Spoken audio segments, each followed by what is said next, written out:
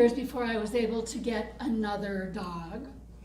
And the next dog I got was named Winnie. She was adorable. She was this little fur ball. She was white with apricot tips to her fur and big brown eyes. And she was just super cute and super smart, super smart.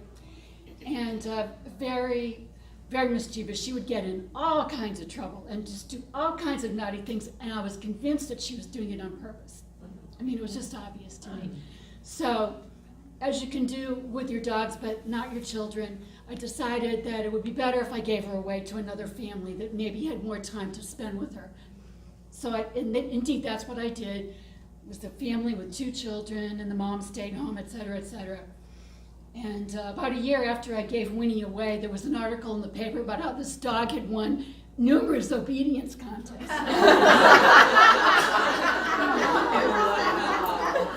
So my girlfriend said, "We better send our children over there right away."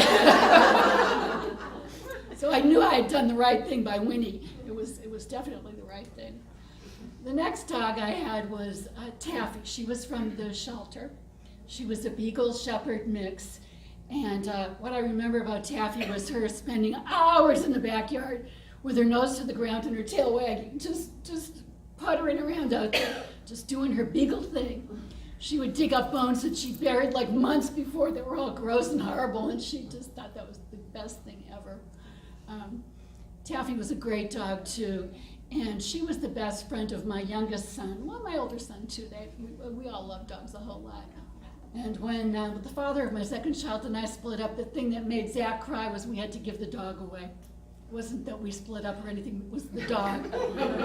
So you know that I think every child should have a dog. I'm a firm believer that it is the best, not only therapy, but just everybody needs a dog. So the next dog that I got was the legendary Turbo. The legendary Turbo, which I will show you here. Turbo was just such a character. I got him from the Austin Animal Shelter, and I went with my son, and we were convinced that Turbo was like totally trained, because when you went like that, Turbo would spin around and sit. It's like, oh, that's the dog for us. Actually, the spinning, I think, turned out to be a neurological problem there. I just couldn't help it. He was always spinning around and barking and licking and doing all kinds of crazy dog things. The main thing about Turbo was that he was an escape artist. If he had the slightest opportunity of an open door, he would be out that door, down the street, the wind in his hair, as far and as fast as he could go. Like he'd been being tortured mercilessly for the past, whatever, his entire life. I can't even tell you the number of Turbo chase stories and people who have helped me track Turbo down. So one day in my latest neighborhood, Turbo ran away, and I was just so fed up. It was like, if Turbo wants to go live someplace else, just let him do it. The heck with it, I'm done. I'm not even going to look for him. My son came over and was like, wait, what?